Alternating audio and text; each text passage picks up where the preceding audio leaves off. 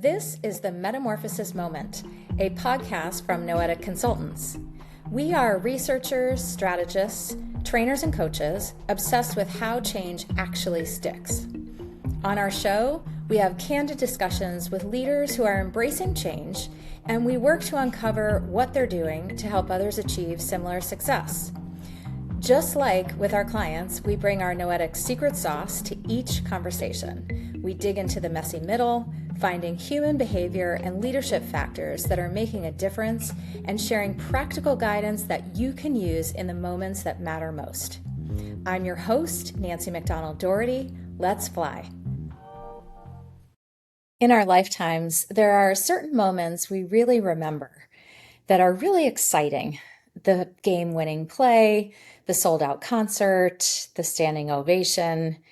And behind every unforgettable live moment like these, there are actually thousands of decisions that shape a fan's experience, from the first moment we arrive to the moment we leave.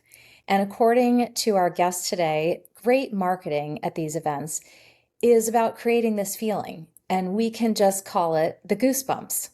What we remember most isn't the score or the set list, it's how that experience made us feel. Today, I'm joined by Matt O'Neill, Chief Marketing Officer at Legends Global, the company behind some of the world's biggest sports venues, concerts, and live experiences. Having led marketing for iconic organizations like the Dallas Cowboys and the New York Red Bulls, Matt shares what it takes to build brands people don't just recognize, but truly remember. In our conversation, we explore customer-first leadership, the power of storytelling, why great experiences start with getting the fundamentals right, and how learning to let go can make you a stronger leader. Let's jump in. Hi, Matt. Welcome to the show. Thank you so much, Nancy, for having me. I'm really excited to be here. So happy to have you on Metamorphosis Moment. You have led some really famous brands, I'll say, including Dallas Cowboys, New York Red Bulls, and now you're bringing that experience to Legends Global, and it's a different kind of a job. I have to imagine we're gonna delve into that. So a little bit of context for listeners that when you attend a big event, like a live event, a ball game, a concert, a show, we go into those things as the concert goer, the spectator, and we're thinking about what we're going to do and how it's going to go. And we really don't think about all the behind the scene things that go on to make that experience happen. And that's where Legends Global work is. So it's multifaceted, and it's very much in making that experience everything it can be. And it includes so many different aspects that you're a part of, but you don't necessarily think through, whether it's like food and beverage service, the merchandising, bringing in sponsors, the premium seating, the ticket sales, all the things that make up that. So as a marketer, this adds a whole other layer of complexity, and you're talking about a live experience. It either happens well or it doesn't, and you gotta kind of improvise as you go. So Matt, I just want to start in like a really basic place. I don't know how much our listeners will know about Legends Global. So tell us a little bit about what the organization does and your role. Yeah, sure. So we are the premier partner to the world's greatest live events, venues, and brands, right? And so we're your partner. If you own a venue, if you are a franchise owner in sports, if you are a municipality who owns a convention center, if you are just a very wealthy individual who owns a building in a city or an arena, a stadium, a theater, we can be your partner, your silent partner, to bring the absolute best in guest experience and the absolute most in revenue generated for you. And that's how we think about it. We are a fan first and a partner first organization, and that's how we go about our business. I personally am the Chief Marketing Officer here at Legends. I've been here about a little over 3.5 years, and it's an interesting transition for me, working for consumer brands for a long time. And you're going right where I was going to go. Tell us about that difference. I mean, 3.5 years in, so you have your legs under you a bit, but I'm sure every experience is different. What have you noticed in moving from consumer brands to this role? So it's interesting, as the partner that we are, we represent a lot of brands. And so I do a lot of B2B work, of course. We do a lot of B2B2C, and we do some B2C. B2B2C. Uh-huh. Yeah. So if you think about it, we'll sell a food and beverage contract partnership with somebody or enter in a partnership with somebody, and we are touching their fans directly all the time, Mhm. right? And so that is how I would term it. It's a B2C. Now they may not know the brand Legends Global. We don't want them to know this brand Legends Global. We want them to know any of the most amazing brands that we represent. Dallas Cowboys, and AT&T Stadium, Yankees and Yankee Stadium, SoFi, the Rams and Chargers. That you want them to really believe in the best possible way that this experience is brought to you by these incredible brands that we partner with. Yeah.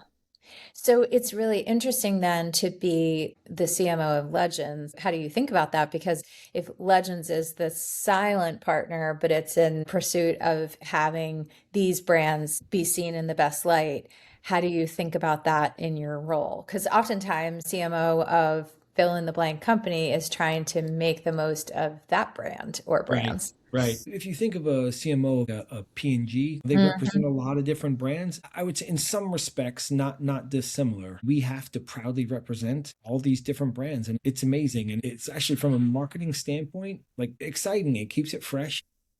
Yeah, because you're always marketing different ones, right? Yes, and it's Yeah. amazing, and we have this amazing ability to touch fans and to wow fans in a way. Really amazing guy in our company named Harvey Lister once told me that we're in the goosebumps business. And so Love there's that. like a special privilege in providing this goosebump level experience for all of these fans and guests around the world. And so it's a really cool experience and a really different experience.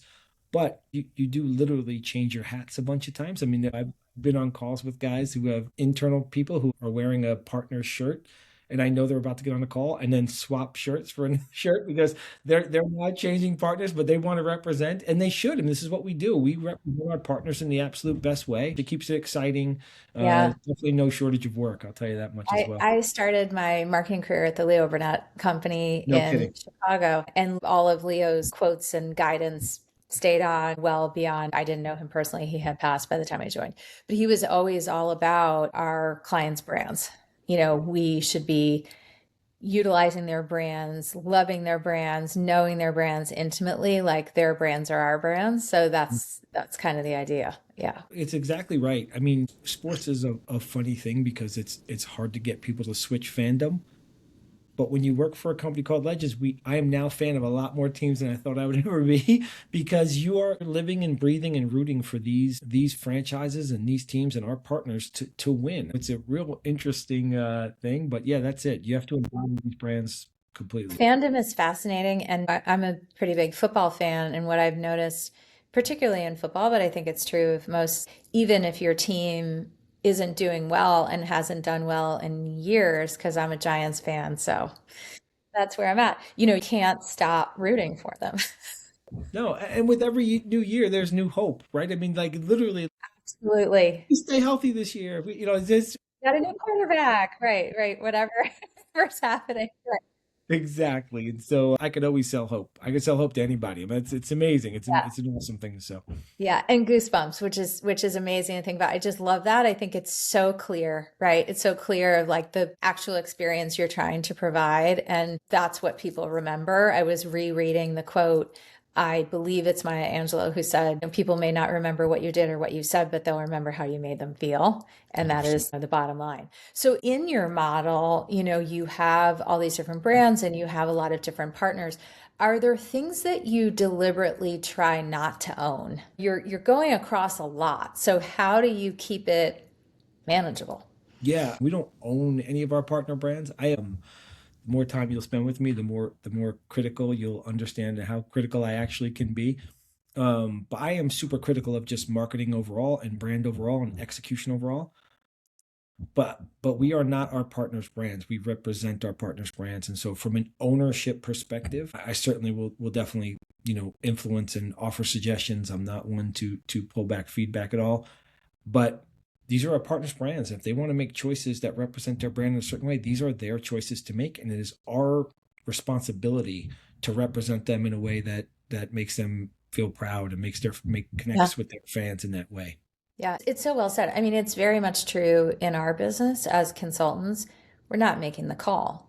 Right. We make very compelling recommendations, but whatever decisions they then make, we need to make the best with them and for them from those decisions. We can guide, but we can't decide. My brother recently moved from being a CFO to being a consultant, and so I've been talking to him about that mind shift because Yeah, as a CFO, you were the decider. But when you're in a role like yours or when you're in a consulting role, it doesn't mean that you don't try to guide things. You of you course. very much do. But then you also have to be able to roll with it if a different decision's made, and then how are you going to really help from there? It's an interesting balance. It really is. So I consulted for about 5 years before this job. So left the Cowboys, consulted for about 5 years with a bunch of different teams and leagues and brands. And that was the hardest thing for me. It was actually great practice for the job I'm in now, but I didn't realize it at the time because I just assumed I'd go back maybe to a more consumer brand. But it was great Hmm. practice because I learned how to do both, and I have to do both in Yeah. this role. There are times I need to guide and have a strong hand, and there's times I need to try to influence, and there's times I just need to represent or protect my partner's brands no matter what. And that's kind of how I think about Yeah. it. Yeah, well said. Oftentimes, people from the outside looking in might hear that you're working with this brand or that brand, and when it's a really sexy brand, people think, just how cool. You must have such a fun job. And sometimes that's true, and sometimes it's not. I'm curious about if whatever you're comfortable sharing, like a time when it really was that cool. I always say it's like people get in this business because they either are cool or they want to be cool. There's two things, and uh, and There's uh, a difference. Yeah. and I would say I would call I'm not myself. sure what it is. Yeah. I like to think I'm cool. I'm definitely the other ones. But look, so much of what we do is really cool, and it is part of it. Like I'll say I got a chance to see the Foo Fighters in a building that was under 2,000 people in London a few weeks ago. Like spectacularly cool, right? You're on the field at Yankee Stadium or AT&T Stadium with the Cowboys, in amazing places in the Bernabeu in Real Madrid. There are so many cool things. I'll tell you a Real Madrid story. In Madrid, we go to the VIP area and watch a game. It was spectacular. It was awesome. The stadium was beautiful. And those fans are Oh, they're just just amazing. And they had given us what I would call like a premium giveaway. It was a bunch of pins that represented the club. And I mm-hmm. honestly thought very little of it. And not in a bad way, just in like, oh, this was so nice. We go out, have a drink after the game, and someone leaves there sitting on a bar while we kind of turn our backs. And a fan had like come over and opened it and was so awestruck by this gift, and the person I was with gave it to them. It's like, you should, they were so moved by it. They said, you should have this. And so it's like almost sometimes you're in our position and you almost take for granted Yeah. the most amazing things that we get to do all the time.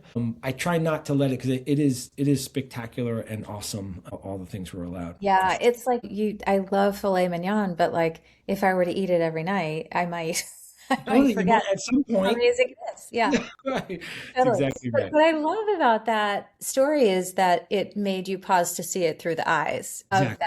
that passionate fan. I will say that I've had the honor of working on many amazing brands over the years, and I always get excited. But I too get excited about the ones that not as many people have heard of either, because I just find it really interesting to like learn the new industry or whatever it is. But I will say that the first one that comes to my mind that really was as much of a wow as I hoped, is Nike. I always was a huge fan of the brand. I do a lot of sport, and everything about it, like the people, their campus, the way they go about doing marketing, like everything about it, like dream client. Now, there are moments, right? Even with dream clients where you go through difficulties, but I just always felt like when we first got work with them, I was like, I hope it's what I hope it will be, because I had pretty high expectations, and I wasn't disappointed, which is super fun. That's awesome. It's a you bring up a great point though. It's those are amazing, and when you kind of meet your heroes, so to speak, in the brand world, and they deliver like that, it's amazing. But you said it. Like, there's interesting work up and down. I'm not out there. I'm not out there playing basketball. I'm not. I'm doing the work behind, right? And so no matter if the client is this some amazing partner of ours that everyone knows and everyone sees, or it's a really small theater in a really small town, the work I'm doing is actually fairly similar. And we talk about a lot internally about the standard of excellence that we set across. And so we really strive to do the most amazing work for every single partner. And that's how we think about it. And I love marketing. I love the act. I love all the things about it. And so doing that amazing work for big and for small is equally rewarding. So it's Yeah, and you can see too people's passion at those organizations too. I mean, sometimes we can be working on a B2B brand that only those in the niche have right, heard of, but the right, people inside the organization, whatever it is, we have one right now, they're so into innovation amazing. and they're so jazzed about it. And you listen to them and you're like, I want to work there too. It's really great because there are a lot of people who are uninspired in their jobs. So exciting thing. I know that we are now, it's hard to believe, but like, 5 to 6 years past COVID, the world changed a lot with that. And like, there was a time when live events, like nobody was allowed in the stadium kind of thing. Right. And we're well past that. But I am curious about what you see as the fan or the guest expectation today, because I think things have evolved and will continue to evolve. What have you seen in your time there? What do you think is different perhaps from 5 years ago? And how do you need to be thinking about that in your strategies too? Yeah, sure. I don't even wouldn't attribute this first thing to COVID or not, but I have just seen a general shift, as we all have, just in the kind of entire on-demand culture that we're raising, and I say raising, even myself at my ripe old age, where I expect things exactly the way I want it, exactly the time I want it, Yeah. just like everybody else, It's right? the Amazon effect, right? Or the iPhone effect, where it's like right now. Yeah, I don't even have to wait a night or 2 nights. I can get it this afternoon or in 20 minutes, and I Yeah. Do you want it between 4 and 7 or 5 and 10? that's it. And then, by the way, once you get a taste of that, or once, as my teenage children are saying, once you're raised like that, that doesn't go backwards. Those expectations only go forward. And so, thinking about, I will say, like, meeting customers' demands has always been a thing in marketing and an experience that we're always trying to solve.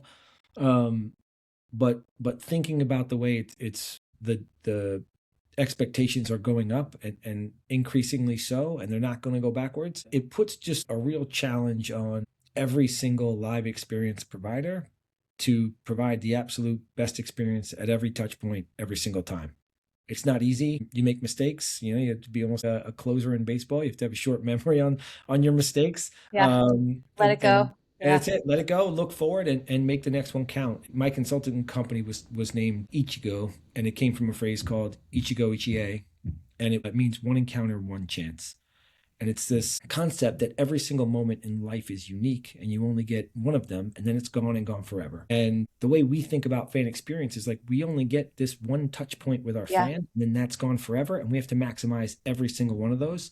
And that's something that we think about and talk about all the time. If you want to produce those goosebumps, you better deliver on those moments. And that's how we think about it. Is there anything that you think gets like too much attention or investment or not enough attention or investment? Like, in other words, when you're shaping an event, oh, we got to do this or we got to do that, that you're like, actually, no, Yeah. that's not really what people want. Yeah, when I was at the Cowboys, I think it was, would be maybe a little over 10 years ago, Mark Cuban put out this big kind of missive that essentially said, I don't want fans looking at the video board while they're watching the game. I want them watching the game, right? Because there's Mm-hmm. been this incredible amount of emphasis on gamifying events and doing all these other things. There is nothing I wanted to do more than to watch Dave Grohl up on that stage when I was at that Foo Fighters show. That's all I wanted to do. I didn't want to look at my phone. I didn't want to Yeah. look at anything. All I wanted to do was focus on that performance. And I think when we do all these other things, and I'll just essentially raise my hands in the air and go, wow, we're doing a lot of things in order to kind of provide this experience. I think sometimes people try to do too much. Hmm. Serve great food. Food and beverage has indexes incredibly high on people's experience in venue. Serve great food, hot food that should be hot, cold food that should be cold. Keep the lines down, keep the bathrooms clean, let your ingress and egress be as great as possible. It's hard. You have 70,000 people leaving a football game or a soccer Yeah. match. It's hard to get egress right. So there's some of that stuff are just really difficult to master.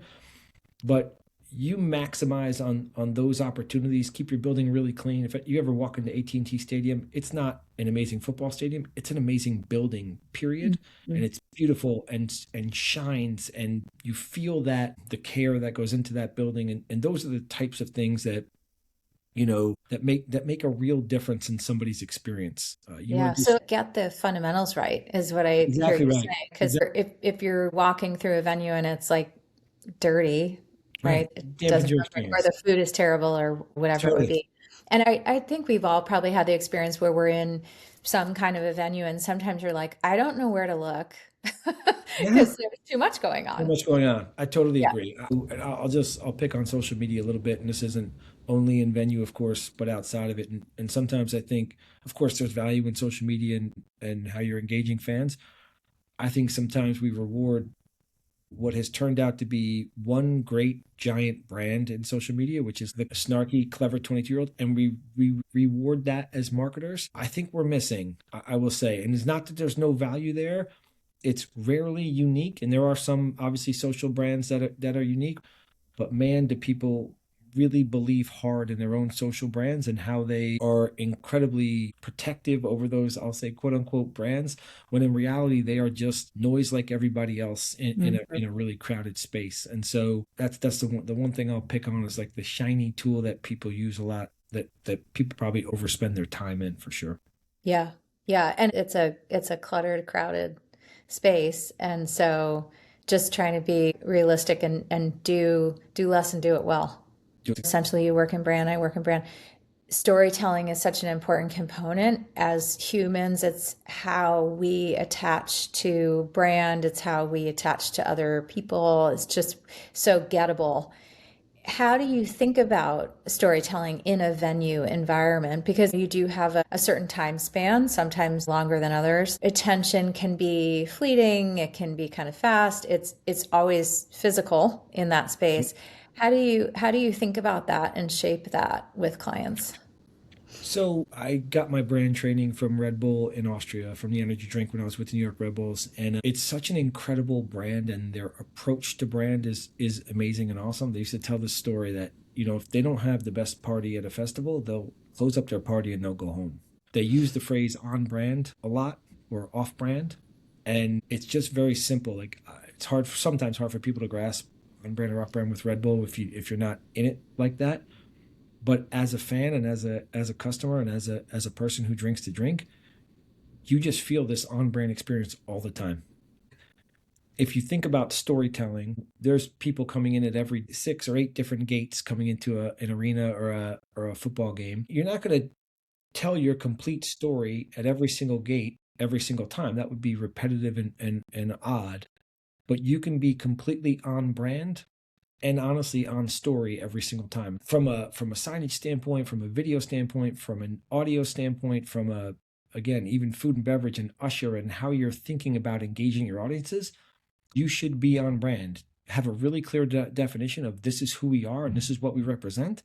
And then once you have that definition, that can be iterated 50 times, 100 times, 1,000 times across a building, across a venue. And so when I think about the proper way to storytell, it's like go be on brand at every touch point in your building and every branding moment you have. And man, that will really deliver and resonate with fans. Yeah. And as you're doing that, is it challenging to deliver that while you're trying to ultimately serve the fans, but you also have, the sponsors, and then you also have the client, and then you also have to be compliant, of course, with the venue and what Of they require. Are there a course, lot of trade-offs in that space of what can and can't happen? nope. There's just one No. person to serve, and that is the fan and guest, right? You serve that guest, the fans are happy, the partners are happy, the building's happy. And I always say there is so much revenue in the statement. I had the best time at the concert at Allegiant Stadium last night. There is revenue just oozing out of that sentence, right? They post about it on social media. Yes. They tell all their friends what an amazing time they had at this concert, and wow, they are coming back, and their friends are coming, right? And so you think about that: serve the fan, serve the fan, serve the fan. Everybody wins. Yeah, I think that it's a valid thing that one should pull through in any marketing they're doing, right? Because so many times we can get caught up in the company needs this, we've got certain strategic goals, blah blah blah. But at the end of the day, what's in the best interest of our customer or our Exactly. patient, if you're in healthcare or whatever it is. One of our clients who does a really beautiful job of pulling that through and always keeping it first and foremost, they have personas, and through research that we help them with, but they make that persona sit at the table with them when they make decisions, and they are always in pursuit of that. It changes decisions oftentimes. Of course, I did some work in the healthcare space a bunch of years ago too. It's so interesting, and what would come around was like a lot of the people would believe that their brand is what the outside of their hospital looks Yeah. like, right? And what a difference. What it really represents is how that patient feels and what that experience was like. That's super interesting. Um, and wild to think about because we've all sat in emergency rooms for 4 hours before our names got called, and that's their brand. That's what that Yeah. means. You know what I mean? And to take it a step further, the way you guys did, and actually have personas who are actually at the table talking about that, that must be some spectacular outcomes through that I think it program. really helps with that focus. But I also think that to the extent that any leadership team can think of, if they're place based, right, that they think about it the way one might think about any live experience. So let's go back to the hospital, right? From the time you pull in and you're going to park and how you get greeted all the way through to whatever you're having done. All of that is how I'm going to regard the brand, starting with when I arrive, when I anticipate arriving, all of that. And I think if we were in healthcare, you wouldn't have somebody walking away saying, I had an amazing time. Getting my kidney removed. No, they didn't have that. Said no But one ever leaving a hospital. But did I no, feel cared and nurtured all the way? I totally agree. In sports, we used to talk about that as a driveway to driveway experience. I think some people it extends beyond now too, right? Because we're connecting with those fans when they buy those tickets, and we're connecting with them afterwards. But that still holds. How are you thinking about what is that journey like every single step of the way for your guests, Yeah, fans, absolutely. patients, whatever? Yeah. And if I find somebody who does walk away from a hospital experience and tells me how incredible Reach and how out. much fun they had, I'll let you know. I'll let you know. Reach I out. haven't seen I'd it. love to I haven't know. seen it yet. I love At to least know. amongst the people I'm hanging out with. I love it. I remember I stayed in our guest room and showered in our guest shower. This is like going back maybe So 9 years ago. I'm smart. like, this Yeah, shower is terrible. I'm like, this is awful. What an awful experience. And but once you actually experience it, because guess what? None of those people who work at that hospital are sitting in that emergency room. They're calling ahead if they have an that's right. emergency. They're getting right to the back. They're getting the best doctors and the best treatment and the best care and the best everything. Right. They couldn't possibly see it. Do you know what I mean? And No, they so, couldn't possibly, like, especially because they're of what they're juggling. Yeah, of course they can't. And I always think about that. I'm a fan first. I love sports. I love shows. I love entertainment. You name it. I love it. I love going to shows where nobody knows I'm coming, where no one knows my name. I'll buy a ticket. I'll walk in with everybody else. Like those, I'm such a critic, so I get to pick things apart in the best possible way for experience, and that's what I go and do. And it's amazing and productive and helpful, and you can really make change when you can see through the eyes of your customers in a real so way. when you do that, Matt, when you go somewhere and you're just doing that observation, have you ever had an experience like that where you just had a really big light bulb moment, like you were somewhere and you saw something done a certain kind of way, or maybe you saw something done poorly where you were just like, I'm taking that immediately? Yeah. So this goes back to my consulting days, and I won't pick it on any of our current partners because we all deliver amazing experiences all the time. But when I was consulting for a team, and I was in one space walking around outside the building before a game, and there were three sets of competing audio at the same Mm, time from different sets of speakers. mm. And the net result was they could turn off one. They couldn't find the source for the second one ever. My entire time, I think I had a 9 month engagement. They could not find the source and never turned it off. There are certain things that bother me more than most. Competing audio is certainly one of them. But there are so many amazing things that teams are doing. You can take inspiration from everyone. There's a very little book called Steal Like an Artist, which is about taking the best artists in the world always have gotten inspiration from other people. And so I always take pride in taking ideas and looking at things that are done well and done amazing and taking them and importing them into other places that have slightly or sometimes majorly different forms, but certainly inspired by people who do that amazing first set of work. Yeah, I love, the way we call it being customer centric, right? But, if you are selling a product that is at retail, walk the aisles. If Of you're course. selling, it can be very hard for certain organizations to get close to their customer. But I think your example is such a good one because you're not in position for an experience you're setting up to be able to walk around like you're a fan, right? Because you got things going on. But you can go to other ones, right? And it's such a smart proxy. And I think it's just another way to think about, okay, if you can't get close directly to your customer, how might you get close to a proxy? I'll tell you a quick story because it's just incredible that he did this. But I have a client who was very senior in a healthcare system. So, a healthcare system, you've got hospitals. We do a lot of work beyond healthcare, but for some reason, I'm just in a healthcare thing with you today. Anyway, he wanted to get close to understanding what kind of patient experience. He got himself completely disguised as an Amazing. older woman, had like a rollator walker. Yeah. And I mean, you couldn't get away with this today, I don't think, because of all the security. So this was some years Right. ago.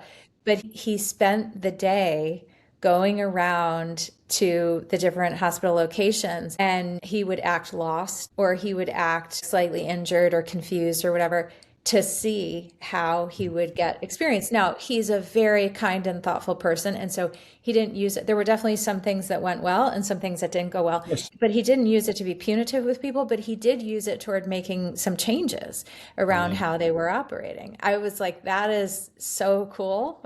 Spectacular. That's spectacular. And even for some of the situations that didn't go well, I'm sure there's some of them are excusable. Like someone's super For busy, sure. they're rushing somewhere else, they're rushing to home to get Yeah. somebody that's in And trouble. there were some spectacular moments that he Of had as course. well. Of course. So, and just because it's funny, he revealed it and people didn't believe him because he had a friend who did theater Yeah, right. costuming and makeup. Real work. So I Yeah, guess he real did a work. really good Real job. work. Right. That's I want to amazing. talk to you a little bit about your team. One of the questions I have in this realm is what are you coaching your team on these days? What's Mhm. really important right now that you're trying to get them either to focus on more or go deeper in? Sure. We do so many different things at Legends Global that it's hard for me to focus on any one particular thing. I'll give you this in two directions. The one is a lot of people talk about servant leadership, right? Helping, doing whatever you can to serve your people. I take a little bit of a different slant to that and talk about kind of inspirational leadership, which has some of the same properties and principles, but I need my people and really want to do these things that are hard sometimes and but needed. We ask a lot of every person, right? We know we're in the agency business, we know how that works, but I want to inspire them to do their best work. I'm a believer in work. Happy work equals happy life. I mean, a lot of people, men will say happy wife equals happy life. That too. Um, But you spend so think much about time at that, work and with the people you work with. that's it, right? So think about all the time we're thinking about work and get to an executive level position. You're thinking about work a lot and certainly more than half our waking hours. So if you think about it Yeah. like that, how do we get people to do their absolute best work? Period. And if we do that, better for the person, better for their world and their families and everybody, better for the group and department, and better for the company, right? And so you think about all those positives. And so I try to think about ways to inspire the team first. That's how I think about it. And then secondly, overall, we have a new CEO. Maybe he's a couple years old now, but he thinks about centralization. We were built very decentralized, and so a GM of a building would make all their own decisions and be kind of the kings of their castle or his or her castle. And some of that is changing. I wouldn't say all of it, but some of that is starting to change. As opposed to having 40 email systems out there in the world, you should have one, and we should do this in a better way where everyone can learn and get better and grow. And so there is a centralized approach and thoughts around how can we do this in the right way that's going to move the business forward and be better for everybody. And so that's one of the things we're knocking on the door on in a bunch of different directions. Got it. Great. And you said earlier, and I want to circle back to this, that you love marketing. And I could read into that a million different ways, and I don't Yeah. want to put words in your mouth. Tell me why. Tell me your foundational why. Marketing is tricky. It's tricky in so many ways, particularly when it comes to measurability, particularly to the accessibility that other functions think that they have to knowing what great marketing looks like. So there's so many parts of it that can make it really challenging. What do you love? The storytelling aspect is something that I don't think you really get that in any other field that I've seen, and that to me is my favorite. I had a 8 year career in screenwriting. Ultimately, it went up in flames in a terrible way. But in the crux of it, I learned how to tell stories. And if I take one incredibly positive thing from that is how to put words together and scenes together and move people emotionally and get them to want to do the things that you need them to do. That's a big, great game to me. The storytelling aspect is amazing. And when you have amazing brands to represent, you get to tell all these amazing stories. And that's awesome. You get to do it over and over and over again. And the ultimate, go back to Harvey Lister, but you put the goosebumps on somebody in the best possible way. And man, is that rewarding and feels incredible. Yeah. And is there any anecdotal story, that you can share around a time when you were able to inspire somebody in your team? Because I do imagine your folks are really probably flat out most of the time, with the nature of the beast. And I think marketers in general are, but I Yeah. think a lot of marketers these days are flat out, and a lot of them are a bit beleaguered, if I'm honest. In a lot of the conversations I'm having in the market right now, it's just a tough market for a lot of reasons. I I'm just know. curious if there's like, big or small in that Yeah, space. no, I'll give you one. I got to the Dallas Cowboys, and they'd never had a real marketing department before I got there. And when I got there, they put a bunch of groups underneath me that had been operating, and we started to build a marketing team out because they never had anyone thinking about marketing. Jerry Jones is this incredible, larger than life figure who can say something in the media and move and shake trees, and they used that, which was incredible. And they had this incredible experience at a Cowboy Stadium, and then before that, others to stadium. So they had a lot of brand moments that were great, but they never had a marketer in there to do this. And so when I got there, they needed help in the areas that a marketer would give help, right? And so we had people doing video. There were a couple what Stephen Jones called the sacred cows, people you could not fire, and I had So to they're get like, in Matt, there. mess it up over there. Not this person. So, but the work was substandard. And so I had to spend a good amount of time kind of inspiring through this, always called the standard of excellence. And I established this like open feedback model, which I appreciated. And in the first meeting, I always tell the story, I was going to put up a bunch of their work. I was there for about a month. I was getting the whole team together for the first time. I was going to put up their work and just criticize it in front of them as like a lesson in how we're going to do open feedback. And I called one of my bosses. He's like, I don't think that's your best open. But I opened that meeting and I put up my own work, stuff that we had just like won awards for and done like some of our best stuff. And I opened it up and I said, hey, I'm going to show you this. And I want you guys to tell me, give me a reason why you hate this. And of course, no one spoke. I'm the new boss. They're not going to say anything. And I just started criticizing it. I've seen this stuff 1,000 times. I had so many criticisms of it. It was crazy, but it was award winning. It was great. It wasn't not great. And then by the end of that meeting, everyone was criticizing it and getting to a point of we're going to give feedback to everyone model. It took a little time getting there. I will say that was a little clunky getting there. I didn't earn a lot of friends fast in that place. But by the time my 4 years was up, all of our video editors were winning sports Emmys, right? Even the sacred cows that you couldn't get rid of Yeah. it. They got so much better at their work by, again, showing them great work constantly, inspiring them to be better, pushing them, showing them inspirational stuff.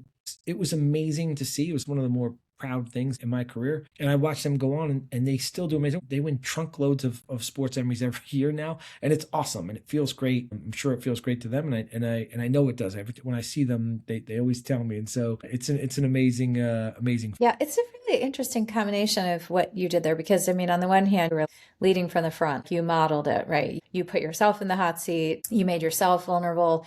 You criticized yourself first, which then invited others. But then also you balance that with showing them what great looked like and continuing to show them what great looked like. It's really hard for people to be really honest Yeah. inside companies, particularly inside hierarchies. And oftentimes people say, well, I really want to know what you think. And it's like, but do you? But Definitely actually, don't. do you? So you really have to work really hard to get people to know that you mean it. Right. and it's in the big things and the little things. I really appreciate that. And the fact that what it led to in the long run is they're doing great work and they continue to do great work. You Right. help them see where to set the bar, but you did Totally. it in a way of like setting it on yourself first. I Yeah. totally, and think about how good they feel. Think about their worlds. Think about the worlds around them when they win that award. It's different, but even knowing you did that great work and feeling that pride, that those kind of things are what That's you're when that's when you know that the person has learned to fish, right? When exactly they right. can feel the pride for themselves, right? Whether like somebody's looking or not, I'm gonna do this really, Exactly really right. well.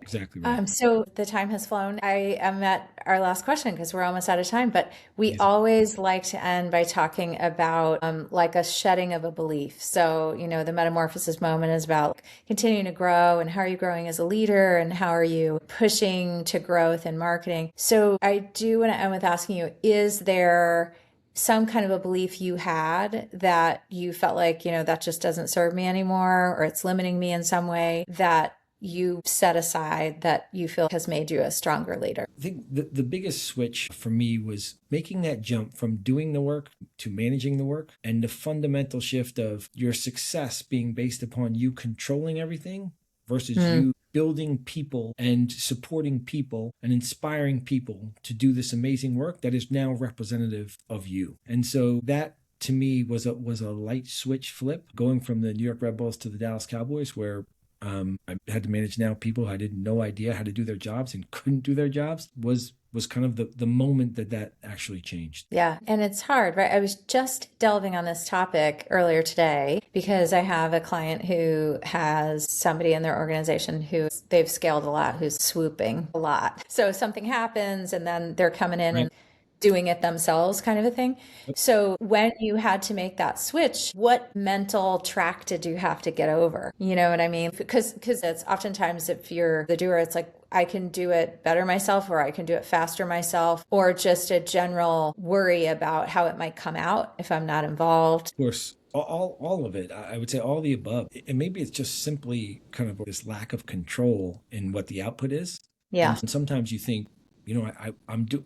You could justify it in your own head, like, hey, I'm just doing it to help them, and their work's going to be better. When in reality, oftentimes failure can help people get better over time. And so letting people actually sink or swim and then watching them do that essentially on their own with your support as opposed to you doing it, the right. value in that is amazing. Anyone who's a parent knows, like, if you tie your kids' sneakers every day until they're 14, they'll never learn how to tie their sneakers, right?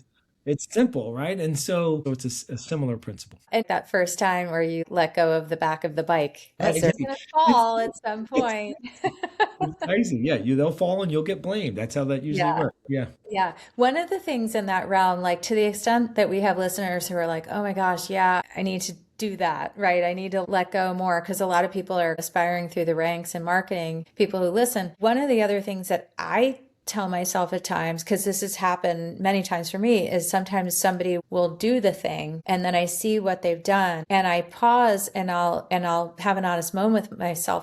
I wouldn't have thought about it like that. I wouldn't have brought that idea to it. I wouldn't Right. have done that as well, or I would have done it differently. And it helps me be brave to do it again the next time because I love control. You're right. We love control, but we need other perspectives to actually Oh my get the gosh, best yeah. work. Right. It's Right. both. Right. We're so limited in that there's only one of us, Of course. and there's only 24 hours in a day, and there's so Of much course. that has to get done. So I just really like to like revel in it when I see somebody do something in a way that I wouldn't have thought of, and I'm like, that's really good. Now, there are times too, where you see something and you're like, I didn't give you enough of a brief. No, That no, can often be the clear. problem. Like I wasn't clear. Right. Right. By the way, sometimes the person doesn't deliver. Like there's all kinds of scenarios. It happens. That's That's it. true. Absolutely. Yeah. Yeah. Well, Matt, I know that your Yeah. schedule is bonkers. So I so appreciate you taking the time. I really think our listeners, whatever they're navigating right now, are just going to get so much from this. So thank you very much for That's taking the time. seriously my pleasure. I hope we get to do this again sometime. This was so fun. Thank you so much. Yeah, maybe we'll bring you back for a part two at some point. I I think would that would love be it. fantastic. And I I would will love say it. to our listeners, if you're navigating any kind of a brand moment right now, a repositioning, a reset on your growth, you have a disorganized portfolio, like whatever you have going on, would love to have a conversation with you. These are the kinds of messy problems that we work on the Noetic team. And we really hope that you have enjoyed this time. And next time you're at a live event, think of Matt and his team because they're probably the engine behind it. Thanks, everybody. Thanks for listening to the Metamorphosis Moment, a podcast from Noetic Consultants. If this episode made you think about what's next for your team or about a challenge you're currently facing, we'd love to hear from you. We often help leaders think through complex issues to realize the change they seek. Until next time, trust the transformation and make it stick.